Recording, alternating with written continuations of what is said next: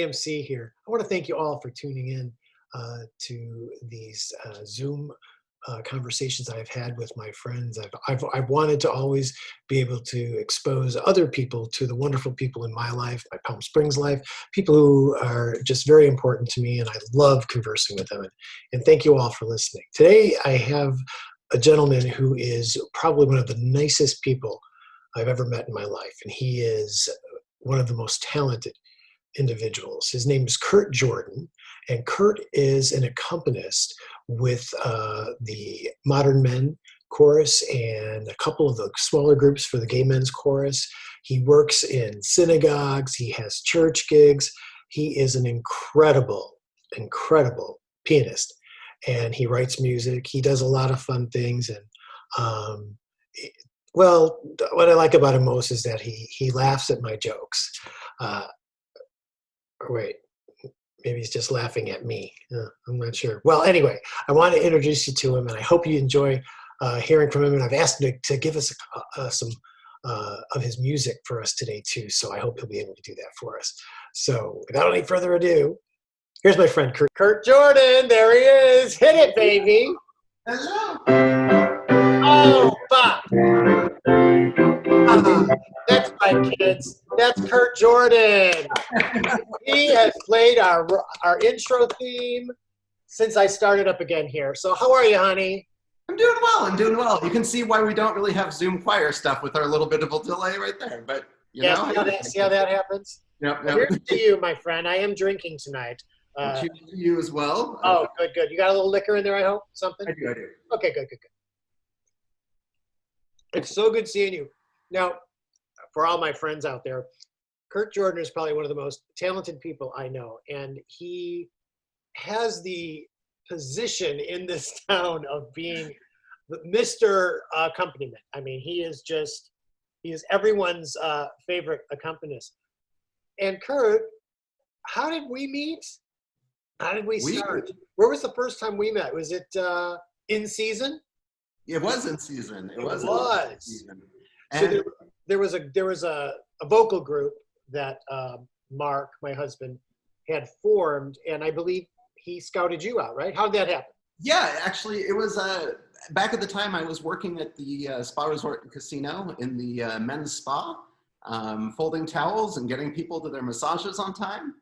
And one of the members there was Nick, who is a hairstylist out here. That's right. Yep. And Nick ended up connecting me with Mark, which started all of the piano work out here, which was all of it, right? I mean, it all started. Yep. Bless his heart. He can't find me a job right now, but he's, he's always got something going on for you. You know, there's not a whole lot out there right now.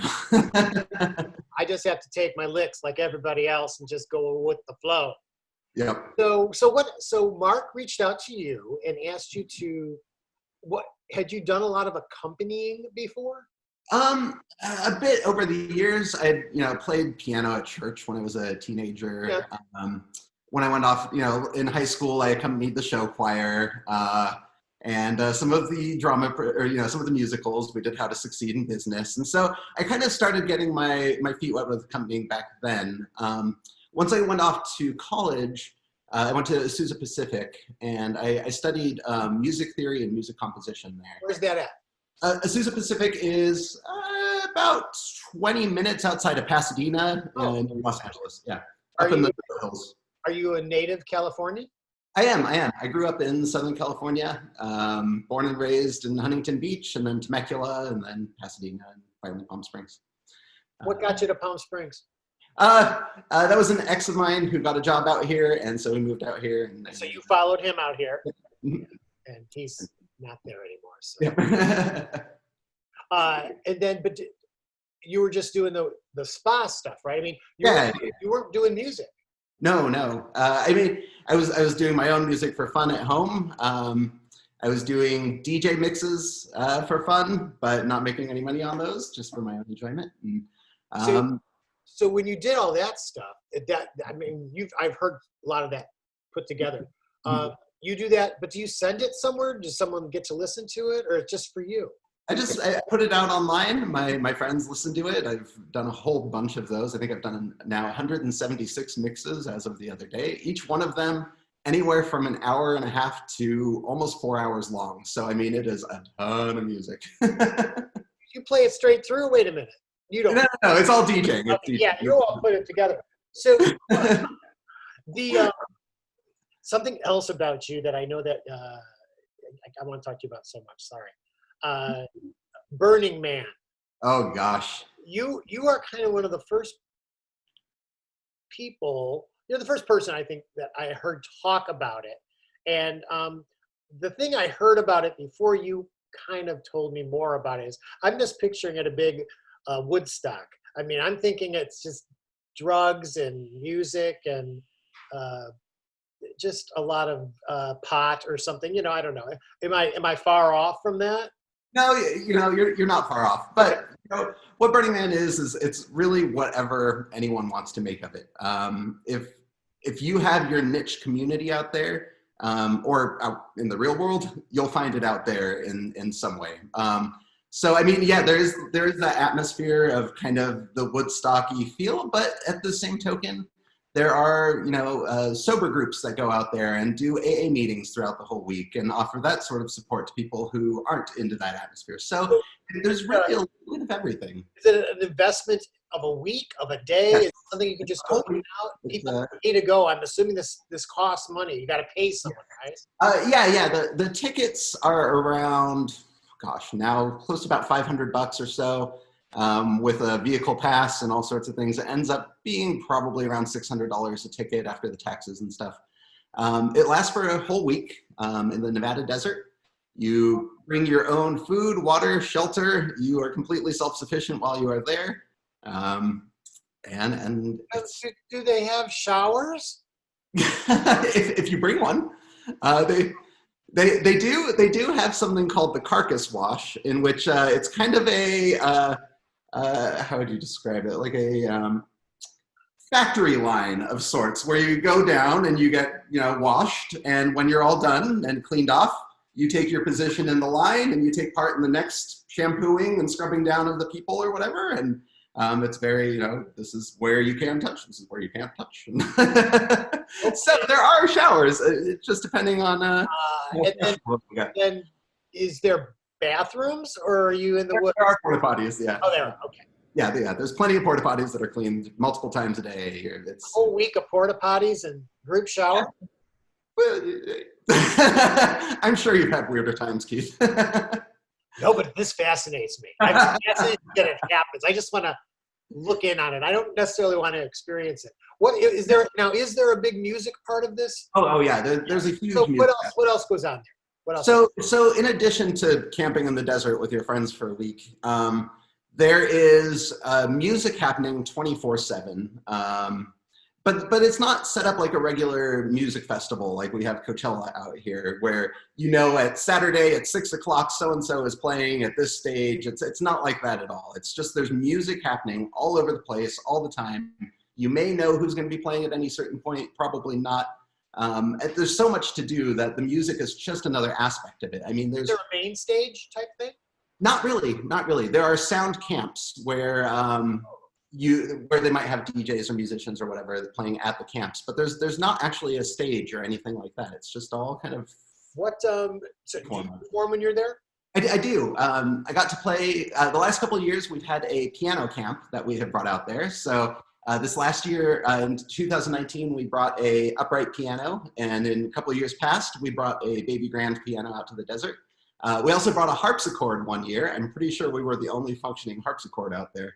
But yeah, so we had a bar set up, and I got to play piano, and it was a blast. I mean, it was kind of piano bar, come on up, grab a book, let me know what you want to sing, and we'll sing it. And is there a tip jar for you? Oh, no, because when you're there, everything is free, sort of. So there's only a few things that you can spend money on when you're there, and that is ice and coffee at the center camp. And all of the money that they make from that gets redonated back into local communities, into solar programs, into their schools, into all sorts of stuff, because there's nothing really much. Where do you sleep? Is it like tents? Yep, your own tent, sleeping bag. Now, didn't you tell me you brought your folks? Yes, yes. Last year, I got to bring my parents out there, which last year was my 16th year going. And it's always my birthday during Burning Man because my birthday is August 30th and it always ends Labor Day. So it always happens to be right around there. And so they haven't gotten to see me on my birthday for 16 of the last 16 years. You know? So last year was my dad's 80th birthday.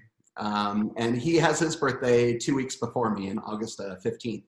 So what we did was the family planned a cruise to celebrate my dad's birthday. And so we were gone for a week in Alaska. We got back, had a 1 week turnaround in which we went from Alaska out to the desert at Burning Man with my parents in an RV. And the whole thing was just such an amazing experience to get to share with them. Were their eyes open to a couple things? Did they see things or things they didn't think they'd be doing? Oh, most definitely, most definitely. Okay, this will be a little embarrassing for them if they watch this, but this was one of those stories that was just a really comical moment while we were there. We were walking out during the evening. It's just beautiful out there. All of the yard is lit up. There's fire all over the place. I mean, the whole city comes alive at night. It's kind of too hot to do too much during the day. So at night, this whole place wakes up. And so we had been around our camp for a few nights, kind of helping get stuff set up. And so it was one of our first nights going out to explore the city. And so we had made it a little bit from camp and we're walking. And this girl runs us down and she says, "Hey, do you guys want a drink? We just opened our bar. Come on in. We'll serve you a cocktail." And so we thought, okay, yeah, sure. Why not? Let's go. We didn't have our cups with us. We didn't have IDs. They actually do check IDs just in case, like that. And so we didn't really have anything. And they're like, "Well, you're here with your parents. They're clearly of age. I don't think you're under 21. We'll pour you these drinks." So we go into this little bar, and I think the name of the place, it might have been the Iron Rose or something like that, right? So we're standing there, and they have some tequila cocktails for us, and my parents start talking to the bartender, and she's this girl in a corset and really pretty. And so she goes, "Oh my gosh, I've been wanting to bring my parents for years. This is so neat. What a great experience. Like, I really want them to see why I love this place." And then, we're talking to her, and out from behind a curtain comes a guy with a dog collar on in his underwear on his hands and knees. And he goes, "What do you want me to do, mommy?" And she goes, "You take your freaking underwear off, you go stand in the street, and you get people to come into a freaking bar." And my parents just were like, "What just happened?" It just went from being a really nice conversation. And she goes, "Oh, don't worry about it. That's my sissy gimp. We're just taking care of him." So anyway, back to the conversation. And my parents just, it was one of those moments where it was like, what just happened? We didn't talk about it for days afterwards. They immediately finished their drink and it was like, "Okay, well, thank you so much. We're going to go on out." Because little did we know we had walked into that sort of bar. But it was so funny because it didn't come up for a few days. And then it was like, "Remember that weird conversation?" It was like, yeah. You didn't even talk about it. You were just like, "I'm just going to ignore this." Yes. We'll pretend that didn't happen. It's not like that it's not unusual for you to see that too, but it's kind of, it's just commonplace in, I'm going to say, our area, that those kind of things happen and we go with it. But I can't imagine your folks were. But one of the neatest things about last year is we were camped with a camp called Pollination. And what Pollination did was they set up instant weddings. And so Monday through Friday, I think it was Monday through Friday, from noon till about sunset, you could come by and get instantly married. Now, these weren't legally binding marriages, but it was a marriage ceremony. Yeah. We were very serious about the ceremonies. Like, we didn't want people who were wasted and wanted to marry their backpack.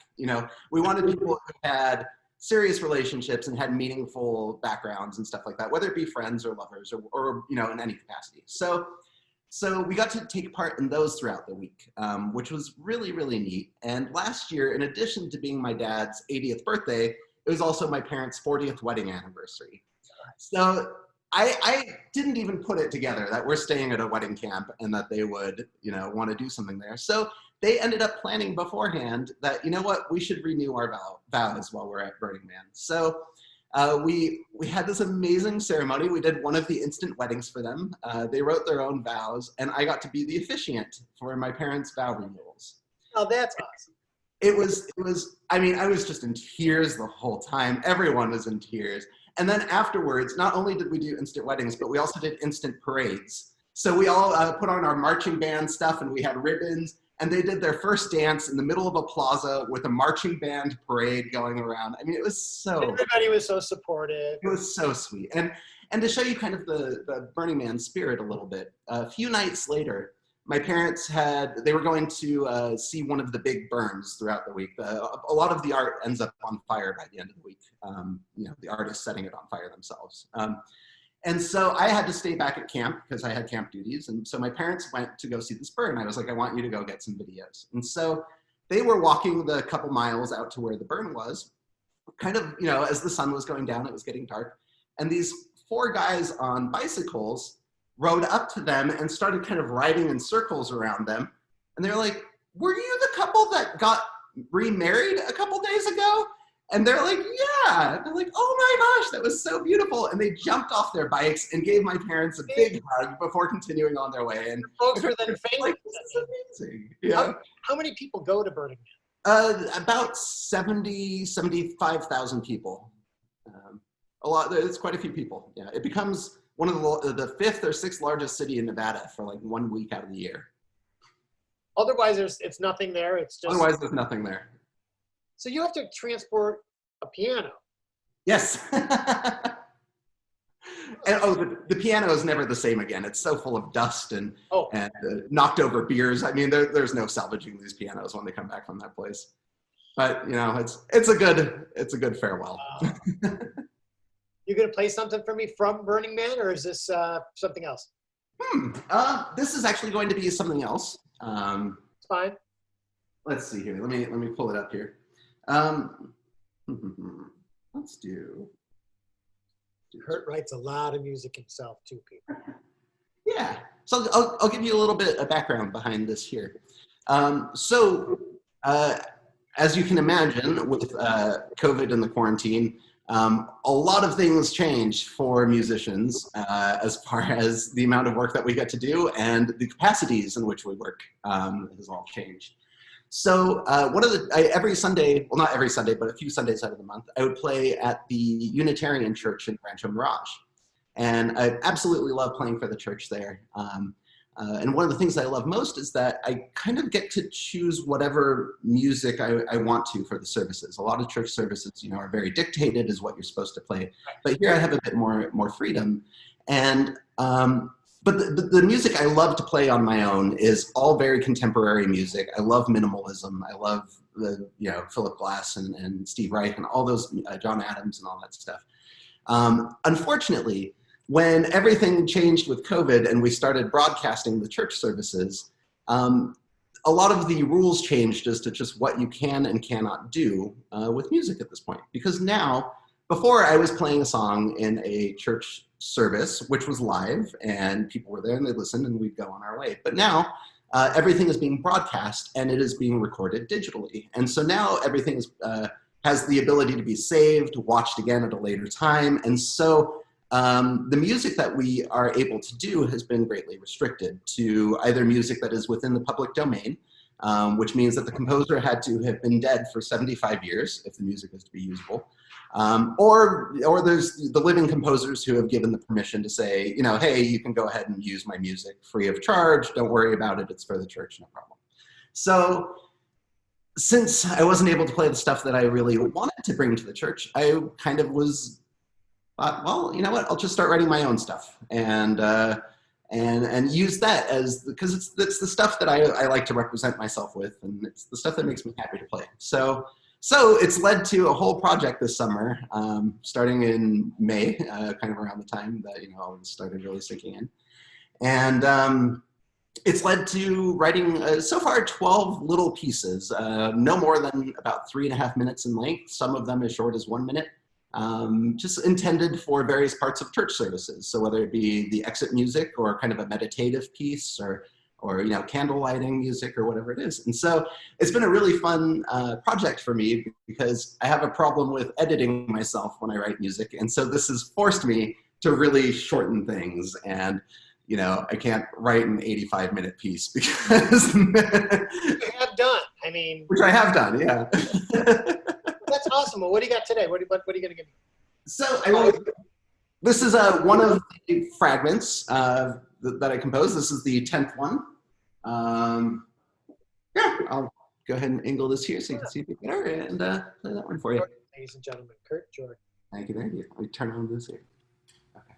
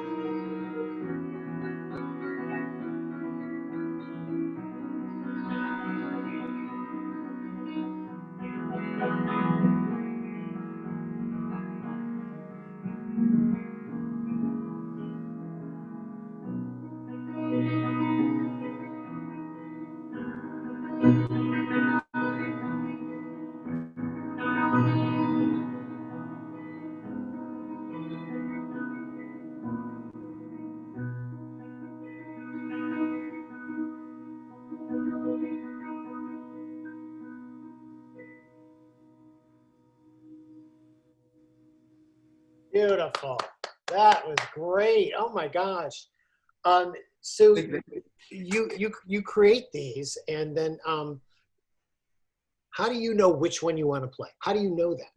I mean, because you said you've got probably 1 million of them, right? I mean, Yeah, I've got about 12 that I wrote this summer, but I don't know. I just kind of see which one I feel. I don't really compose them with a certain part of the service in mind. I just kind of a general feeling, well, they're beautiful. They're beautiful. Now, besides that, what else are you doing with music? This is now your job. Am I correct? You found a job to do. You got out of the spa. I mean, you're like, they can fold their own towels and get on their way. I'm on the road now. I mean, I'm a Burning Man regular. So your resume is full of that. So what are you doing right now? Right now, things have slowed down a lot. A lot of the choirs, just are unable to meet. So Kurt is an accompanist for a couple of the Palm Springs choirs. Who are you doing work for? I play for one of the small groups with the Gay Men's Chorus, their barbershop group. Bruce Kenyon's the arrangement. Yep. And then I play as the principal accompanist for Modern Men. And I also play for the principal accompanist for Acapello. And then also play for the Cathedral City High School Choir and College of the Desert and the church and a synagogue and wherever else I can. So all of the choirs. That stuff has changed right now, right? I mean, yeah. Going on. I mean, so right now, fortunately, I mean, the summer was really slow, which is how it is kind of every summer. As an accompanist out here, you largely kind of have a teacher schedule where things are really busy from September through, you know, the spring concerts, April, May, and then for the couple months during the summer, things really slow down quite a bit. I mean, there's still enough work, but it slows down a bit during the summer. But now COD has just started back up this last week, College of the Desert. And so I'm playing for 2 voice classes there and a chamber singers ensemble. So we're going to try to do a choir concert of sorts, probably more small group numbers and stuff like that. But go ahead. Is it virtual? I mean, is this, or you're not going into classrooms or anything? Oh. Nope, everything is virtual. So what's that like? Just like we're doing here with Zoom, we do the Zoom meetings for the class sessions. And so the way it's working right now is with the voice classes. We meet for 2 hours, a couple times a week. And what the students are doing is they are singing to accompaniment that I've either recorded for them or karaoke tracks that they've gotten from YouTube or whatever. And so what we do in those settings is we've got, you know, the 12, 15 people, whatever, in the Zoom. And one person will unmute themselves. They'll sing along with their recording. And then as long as they are performing with the recording on their side of things, there's no delay. So we're able to hear the recording. Right, yeah.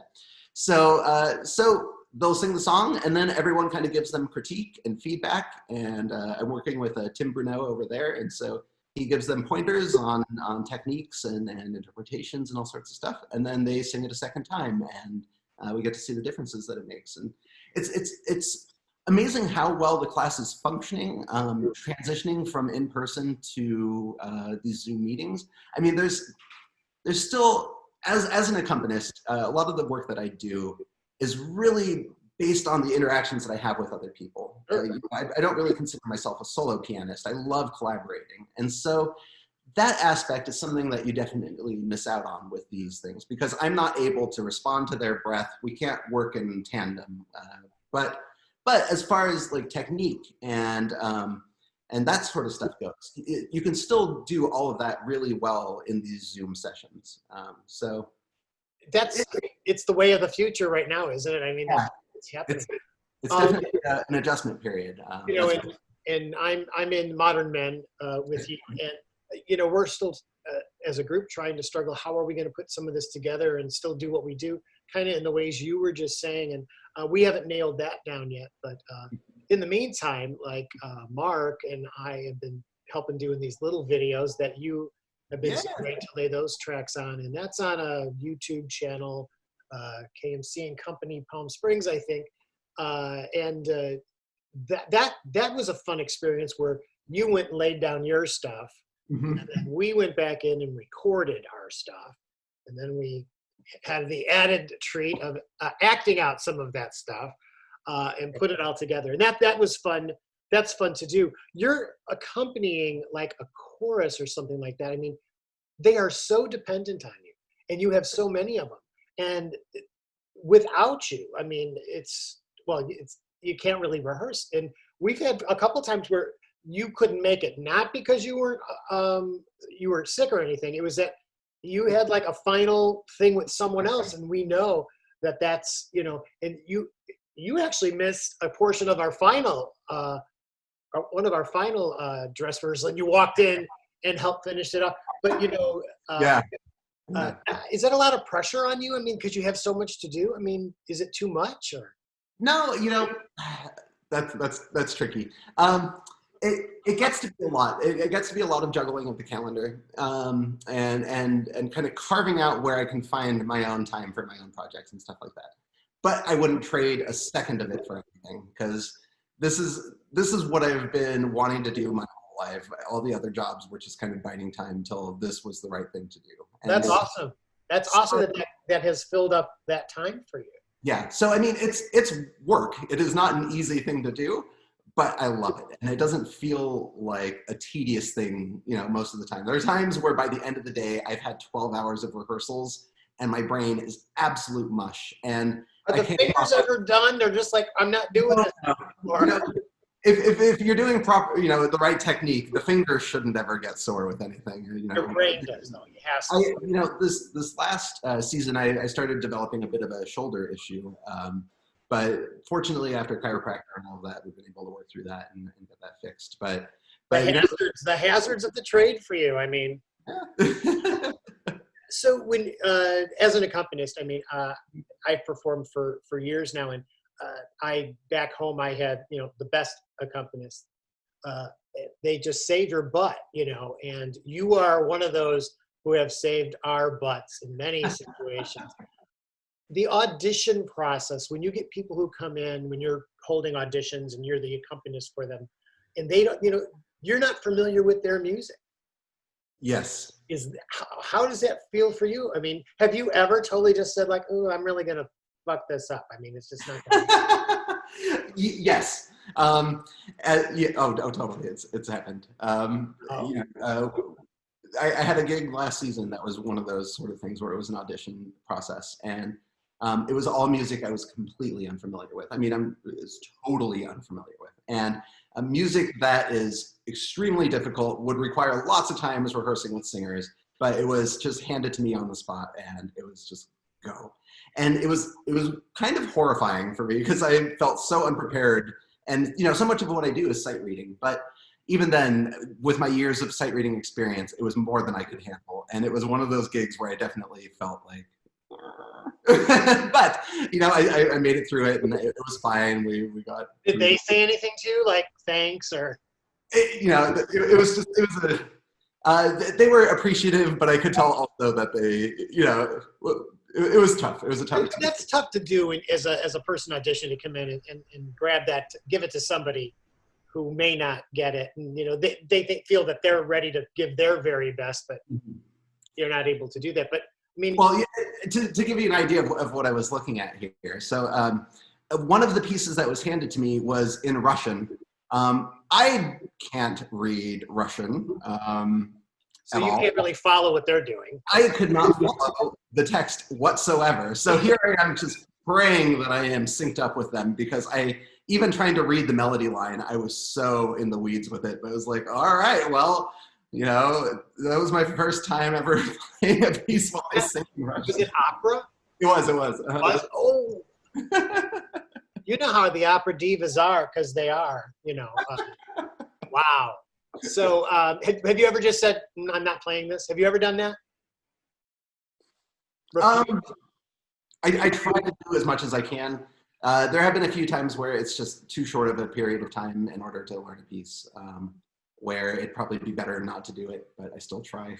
And you've been doing this for how many years right now in Palm Springs? How many years? In Palm Springs, I've been doing this 7 years, I think. So that's about time Mark and I got here. Wait, did we find you? Oh, Mark found you. That's right. Yeah. Okay. And you've been working ever since. God bless your heart.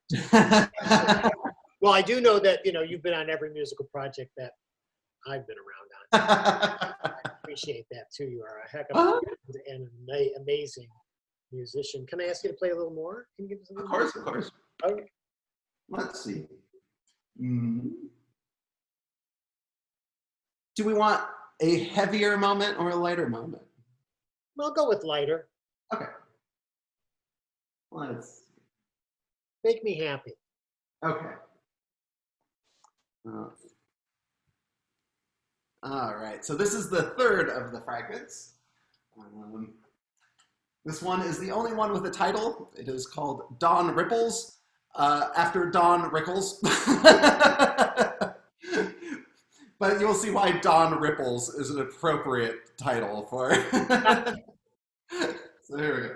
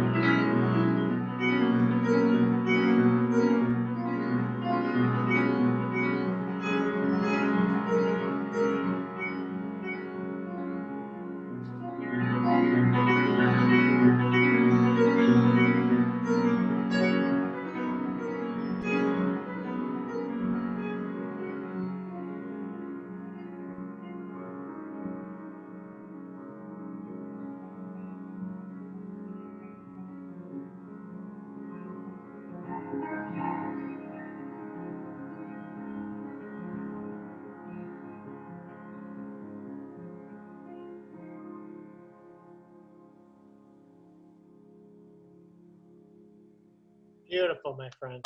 That was just beautiful. Again, how lucky are we to have you here in our desert? I mean, it's wonderful. What do you enjoy the most? I mean, are you enjoying the teaching the most? Do you like the accompanying?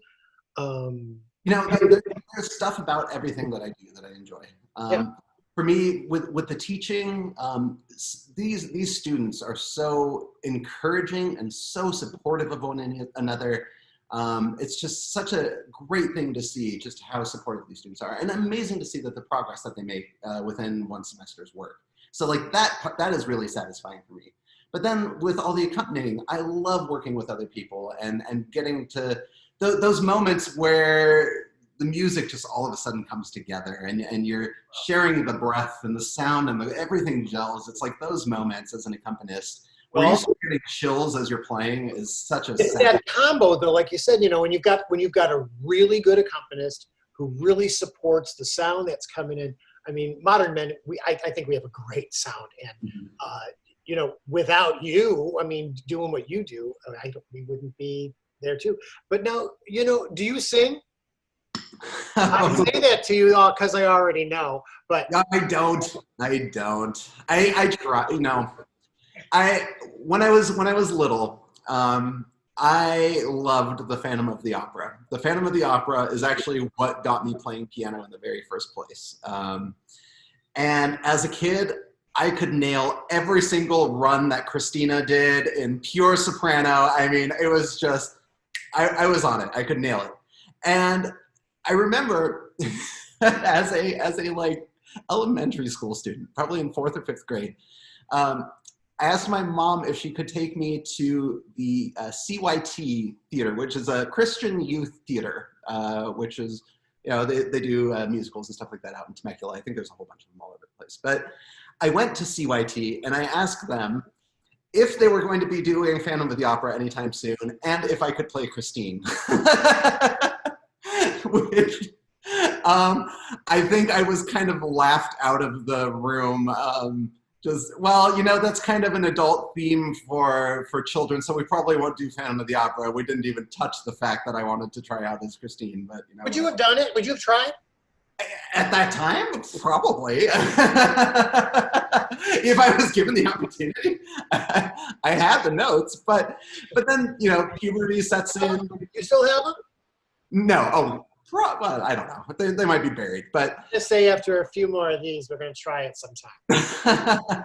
But, you know, then the voice changes, and then, you know, I started just getting less secure in my own voice and found, you know, where my skills lie with the piano, and I can match pitches just fine. But would I consider myself a singer? Not really. But I understand the mechanics and I understand how to do it. You are a patient man is all I got to say. He is can you play my note all the time? That's me. So, but I just want to make sure I'm where I should be because other people get me confused. What I think is great too is, you know, you've been working with the Gay Men's Choir, and I saw you, I wasn't part of the group at the time, but I saw you do, it was the Elton John show. You had this outfit that. Oh yeah, that was with Modern Men.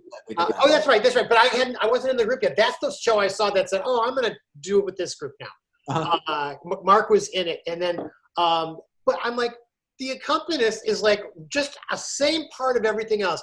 And did you develop your own costume, or did they give costumes? I don't know what they did on that one. Oh no! I actually have my partner Tim to thank for so much of that costume because I was ready to just throw a few feathers on his shoulders with some glue. And you were head to toe, and I believe I have some photos that I may pop up here while we're in post production. I'm going to get the pictures up. He is hysterical, and it's so good. It's so good. That was a fun show. It was one of those things where I was not expecting to feel as comfortable as I did in that getup. Did you see all the other people around you? I mean, it was fun. Did we dress you up and share? Did you do anything? Did you wear the beatnik stuff, or were you just you?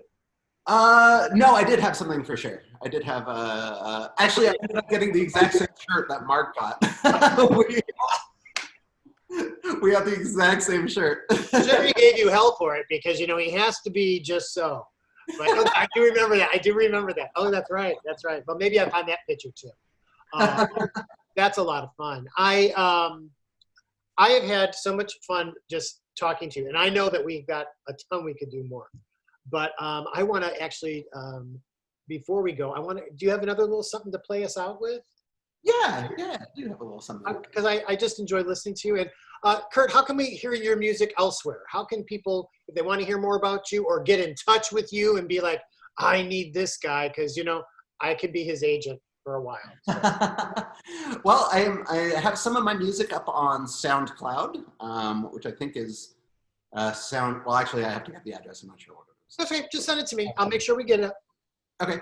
But yeah, aside from that, you know, I have some stuff that I've recorded but not really released or haven't really finished up. But one of the things that I'm hoping to do within the next couple of weeks, I just did a little fundraiser DJ thing to raise some money to buy some microphones for better at-home recordings and stuff like that. So I'm hoping to get some better quality recordings, and so I can put out, you know, all of these little fragments just for people to listen to. Absolutely.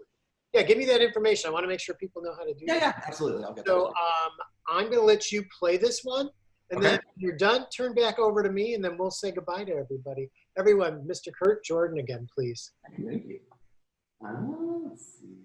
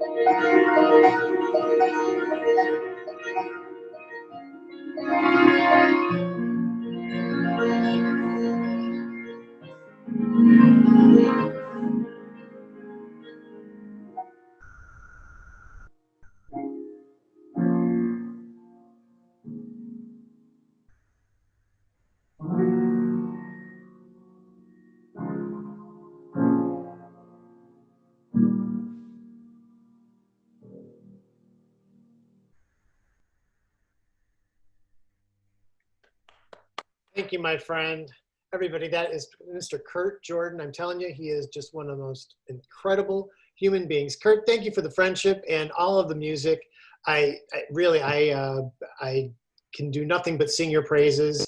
But I'm not going to sing them. But Oh, thank you so much, Keith. I enjoy working with you all the time, and you're so generous with your gifts of playing, and let's do this again sometime. And I want to get together and sing sometime with you again too.